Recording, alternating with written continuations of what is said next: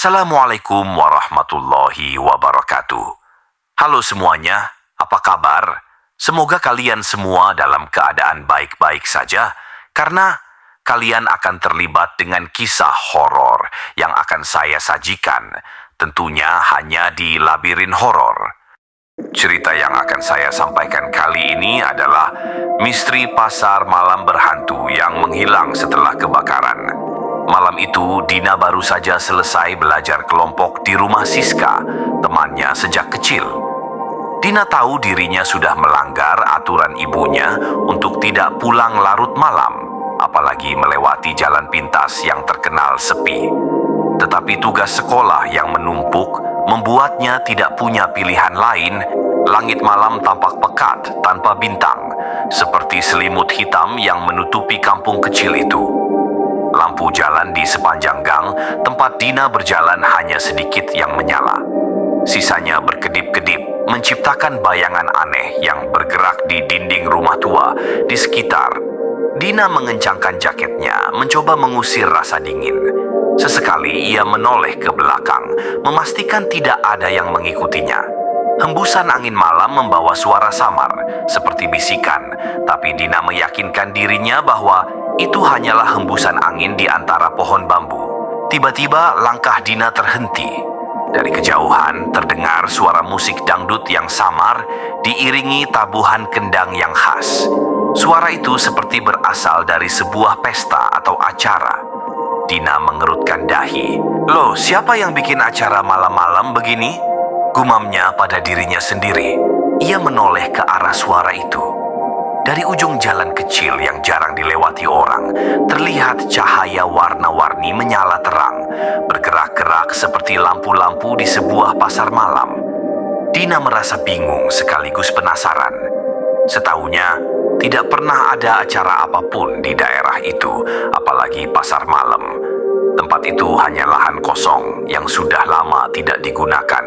Namun, rasa penasaran mulai menguasai dirinya. Ia melangkah pelan menuju cahaya dan suara itu, meskipun hatinya mengatakan untuk tidak melakukannya. Langkahnya semakin cepat dan suara musik semakin jelas, diiringi dengan suara tawa anak-anak dan percakapan ramai orang-orang. Ketika Dina tiba di sana, ia tertegun. Di depannya terbentang pasar malam yang penuh warna dan keriuhan. Ada biang lala besar yang berputar perlahan dengan lampu-lampu yang berkilauan, komedi putar yang memainkan lagu anak-anak, dan deretan pedagang yang menjajakan berbagai macam makanan dan mainan.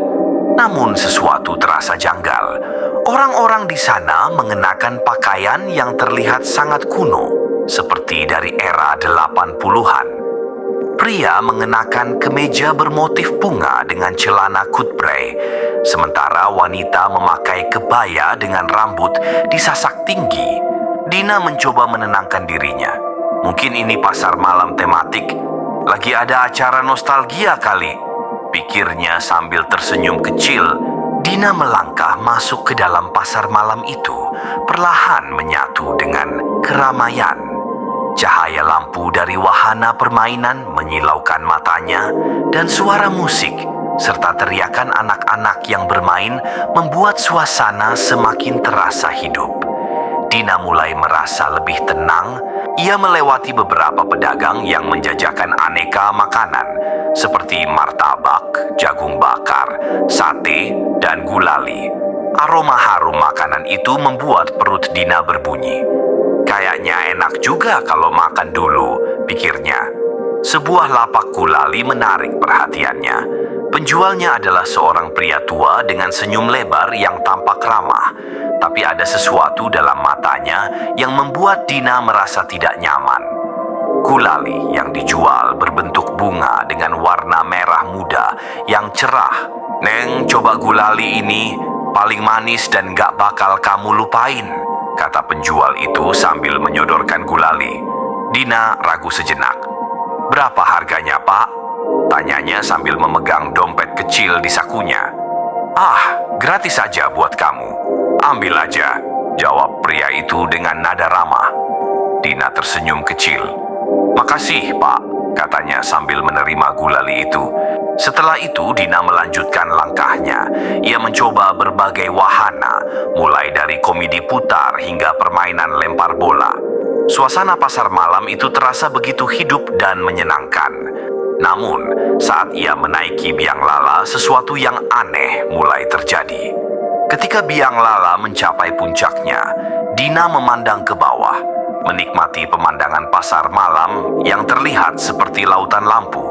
Tetapi matanya tertuju pada satu titik.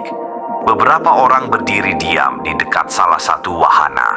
Mereka tidak bergerak atau berbicara, hanya menatap ke arah biang lala, tepat ke arahnya.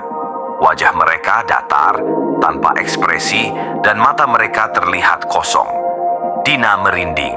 Ia mencoba mengalihkan pandangannya, tetapi rasa takut mulai merayapi pikirannya. Mungkin cuman pengunjung biasa, pikirnya, mencoba menenangkan diri. Ketika biang lala berhenti dan Dina turun, ia merasa tidak nyaman. Pasar malam yang sebelumnya terasa menyenangkan, kini terasa aneh dan menyeramkan. Orang-orang di sekitarnya mulai terlihat berbeda. Wajah mereka tampak pucat, dan beberapa dari mereka seperti bergerak lambat, seolah-olah waktu berjalan lebih lambat di sekitar mereka. Dina memutuskan untuk pulang. Namun, sebelum meninggalkan tempat itu, ia mendekati seorang wanita tua yang menjual jagung bakar. Wanita itu duduk di belakang panggangan sederhana. Dengan tatapan mata yang tajam tapi dingin, "Tante, pasar malam ini sampai kapan ada di sini?" tanya Dina sambil mencoba tersenyum. Wanita itu balas tersenyum, tetapi senyumannya terasa aneh, seperti menyimpan sesuatu yang tidak bisa Dina pahami. "Oh, pasar malam ini selalu ada, Neng. Tapi nggak semua orang bisa lihat, cuman yang beruntung aja." Dina merasa merinding mendengar jawaban itu. "Beruntung? Maksud tante apa?" tanyanya. Bingung. Wanita itu tidak menjawab. Ia hanya menatap Dina dengan senyum tipis yang perlahan menghilang. Dina merasa semakin tidak nyaman. Ia segera berpamitan dan bergegas meninggalkan pasar malam itu. Namun saat ia berjalan menjauh, suasana di sekitarnya tiba-tiba berubah. Suara musik yang sebelumnya riuh mulai mereda. Lampu-lampu yang berkilauan satu persatu mulai meredup. Dina menoleh ke belakang dan melihat bahwa pasar malam itu perlahan-lahan menghilang, seolah-olah terserap ke dalam kegelapan malam. Saat Dina meninggalkan tempat itu, ia merasa ada sesuatu yang mengikutinya. Setiap langkahnya terdengar bergema, seperti ada langkah kaki lain di belakangnya. Ia mencoba menoleh, tetapi yang dilihatnya hanya jalan kosong yang gelap. "Ini cuma perasaan," gumamnya, mencoba menenangkan diri. Namun, semakin jauh ia berjalan, perasaan itu semakin kuat. Seperti ada mata yang mengawasinya, meskipun ia tidak bisa melihat siapa atau apa itu. Dina mempercepat langkah, hampir berlari, hingga akhirnya ia tiba di rumah. Ibunya yang sudah menunggunya di ruang tamu segera menyambut dengan nada panik. "Dina, kenapa baru pulang? Ibu kan udah bilang, jangan keluar malam-malam." Dina terdiam. Ia ingin menceritakan tentang pasar malam itu, tetapi entah kenapa mulutnya terasa berat. Ia hanya berkata, "Tadi ada urusan, Bu. Dina pulang kok, udah aman." Ibunya menatap Dina dengan curiga, tetapi akhirnya menyerah. "Ya sudah, cepat mandi dan tidur. Besok ceritakan ke ibu." Dina mengangguk dan masuk ke kamarnya. Malam itu Dina tidak langsung tidur. Ia terus memikirkan kejadian di pasar malam tadi. Semakin ia mencoba melupakan, semakin jelas bayangan wajah-wajah pucat tanpa ekspresi itu muncul di pikirannya. Saat akhirnya ia terlelap, mimpinya membawa dia kembali ke tempat itu. Ia berdiri di tengah pasar malam yang sama, tetapi kali ini suasananya berbeda. Tidak ada suara musik, tidak ada cahaya lampu, dan tidak ada orang-orang yang bersenang-senang. Semuanya gelap, hanya ada suara angin yang menderu. Di kejauhan, Dina melihat seorang anak kecil berdiri membelakanginya. anak itu memegang sesuatu gulali merah muda yang persis seperti yang Dina terima tadi malam. "Adik, kamu siapa?" tanya Dina dalam mimpi itu. Anak itu tidak menjawab. Ia hanya menoleh perlahan, memperlihatkan wajahnya yang pucat dan penuh luka bakar. Matanya kosong dan bibirnya bergerak-gerak seperti ingin mengatakan sesuatu. "Kembalikan," bisiknya dengan suara yang hampir tidak terdengar. Dina terbangun dengan napas tersengal-sengal. Ia memegang dadanya, mencoba menenangkan diri. Mimpinya terasa sangat nyata, seperti sebuah peringatan. Saat Dina mencoba meminum air dari botol di meja samping tempat tidurnya, ia melihat sesuatu yang aneh. Gulali yang tadi malam ia simpan di dalam tas kini ada di atas meja. Tapi gulali itu berubah. Bentuknya yang indah kini meleleh menjadi gumpalan tanah hitam yang mengeluarkan bau busuk. Dina terkejut dan menjatuhkan botol air yang dipegangnya. Ia mundur perlahan, tidak percaya dengan apa yang dilihatnya. Ini nggak mungkin. Gulali itu gimana bisa ada di sini? Tanpa pikir panjang, Dina langsung membuang gulali itu ke tempat sampah. Ia kembali ke tempat tidur, tetapi rasa takut terus menghantui pikirannya. Keesokan paginya saat sarapan, Dina akhirnya memberanikan diri untuk menceritakan semuanya kepada ibunya. Ia menceritakan bagaimana ia menemukan pasar malam yang aneh, wajah-wajah pucat pengunjungnya, hingga gulali yang berubah menjadi tanah. Wajah ibunya langsung pucat. Ia meletakkan sendoknya dengan tangan gemetar. "Nak, pasar malam itu nggak ada. Tempat yang kamu datangi itu cuma lahan kosong. Ibu tahu, karena itu tempat bekas kebakaran besar puluhan tahun lalu." "Kebakaran?" tanya Dina, bingung. "Iya," jawab ibunya. "Dulu tempat itu sering dipakai untuk pasar malam. Tapi suatu malam ada korsleting listrik di salah satu wahana dan api langsung menyebar ke seluruh area. Banyak orang yang nggak sempat keluar, termasuk anak-anak kecil. Semua terbakar habis. Sejak itu, nggak ada lagi yang mau pakai tempat itu. Orang-orang bilang arwah mereka masih ada di sana, menunggu." Dina merasa bulu kuduknya meremang. Ia teringat kembali wajah anak kecil dalam mimpinya yang memegang gulali sambil berkata, "Kembalikan." Rasa penasaran Dina semakin besar. Ia memutuskan untuk mencari tahu lebih banyak tentang kejadian itu. Bersama Siska, ia pergi ke rumah kepala desa yang dianggap mengetahui semua sejarah di kampung mereka. Pak Karim, kepala desa, menyambut mereka dengan ramah, tetapi wajahnya berubah serius saat Dina menyebutkan tentang pasar malam. "Pasar malam itu memang pernah ada, tapi sudah lama sekali," kata Pak Karim sambil menarik napas panjang. "Kejadiannya tahun 1984. Malam itu ada ratusan orang yang terjebak saat api melahap seluruh tempat. Mereka yang meninggal kebanyakan adalah anak-anak karena wahana permainan ada di tengah dan mereka nggak sempat keluar." "Lalu, kenapa tempat itu sekarang kosong?" tanya Dina. "Setelah kejadian itu, tempat itu dianggap angker. Banyak orang yang melihat pasar malam itu muncul kembali, tapi mereka yang melihat biasanya nggak pernah sama lagi. Sebagian malah sakit atau hilang," jawab Pak Karim dengan nada suram. Malam itu Dina tidak bisa tidur.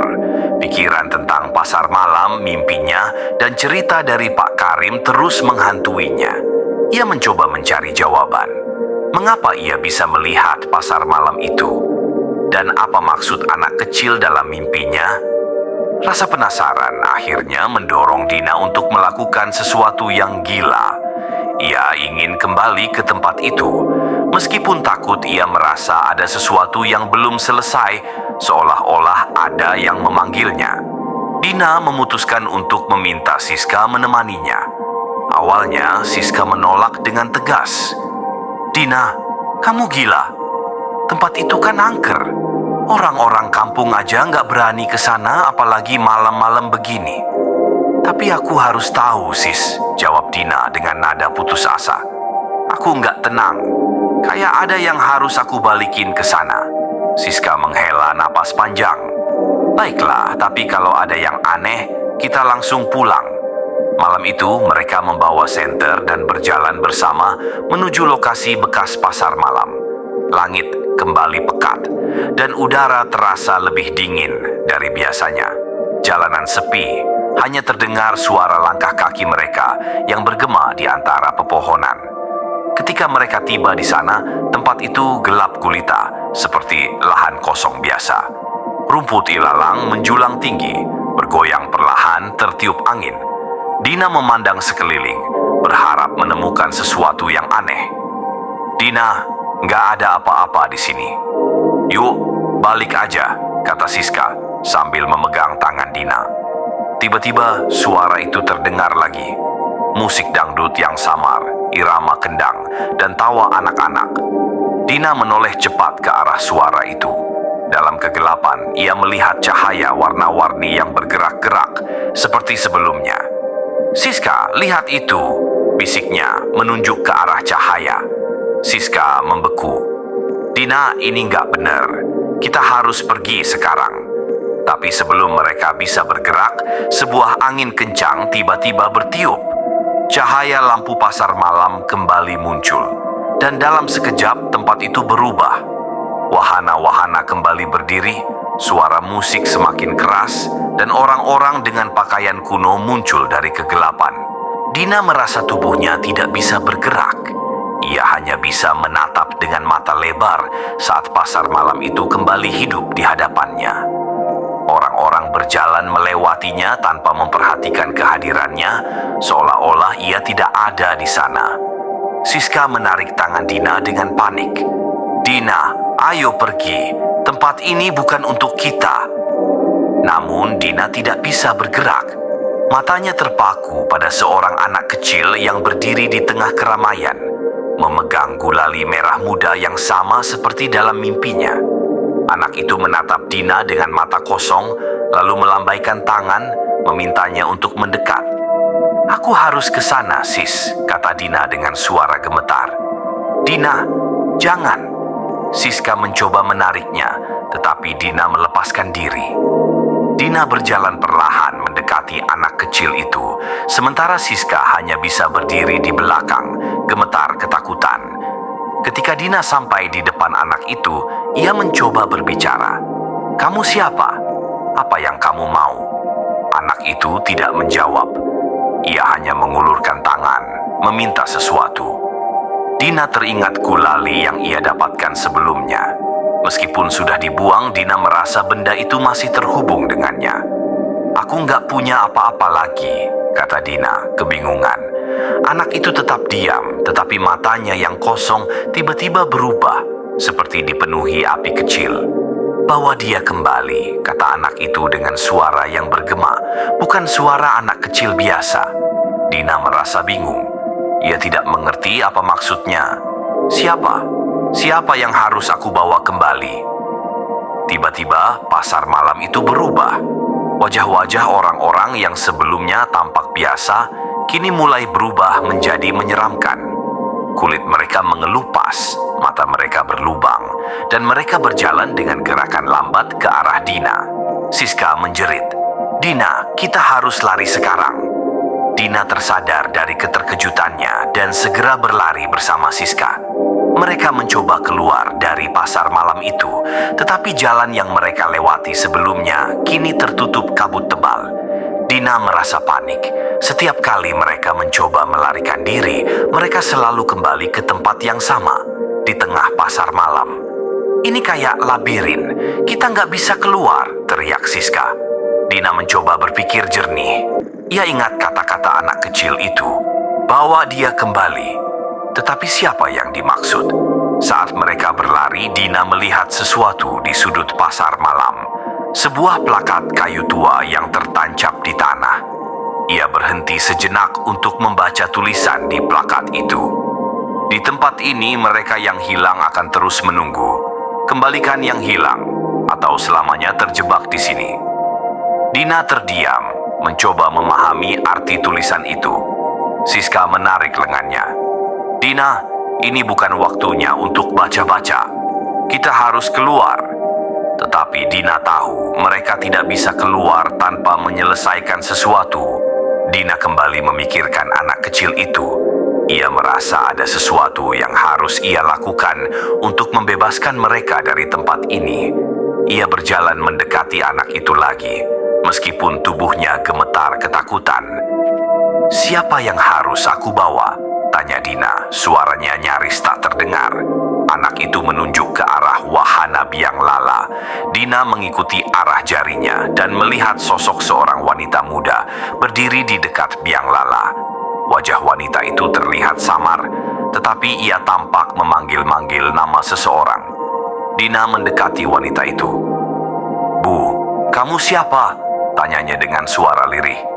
Wanita itu menoleh perlahan.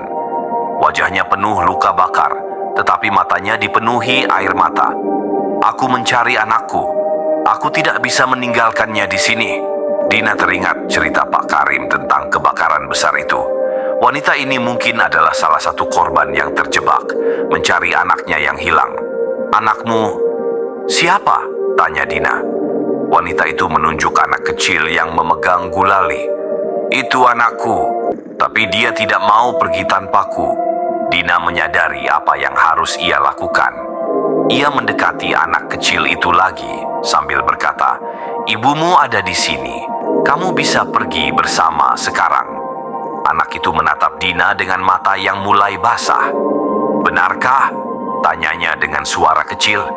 Dina mengangguk. Ia menggandeng tangan anak itu dan membawanya ke tempat wanita tadi. Ketika mereka bertemu, tubuh keduanya mulai bercahaya perlahan, seperti bayangan yang memudar ke udara.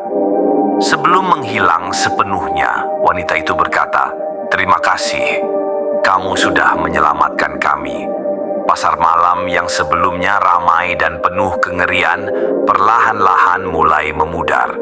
Lampu-lampu padam, musik berhenti, dan keramaian menghilang. Dina dan Siska berdiri di tengah lahan kosong yang gelap, dengan bulan purnama menggantung di atas mereka. Dina dan Siska akhirnya berhasil keluar dari tempat itu. Ketika mereka kembali ke rumah, waktu menunjukkan hampir pukul 3 pagi. Esok harinya, Dina kembali menemui Pak Karim dan menceritakan semuanya. Pak Karim mendengar dengan serius, lalu mengangguk. "Kamu sudah melakukan hal yang benar, Dina. Tidak semua orang bisa menyelesaikan urusan mereka dengan roh-roh di sana. Mereka akhirnya bisa tenang berkat kamu." Dina hanya tersenyum tipis, merasa lega meskipun masih sedikit trauma. Terima kasih sudah mendengarkan kisah horor yang saya sampaikan. Jangan lupa like, komen, share, dan subscribe untuk update kisah horor selanjutnya.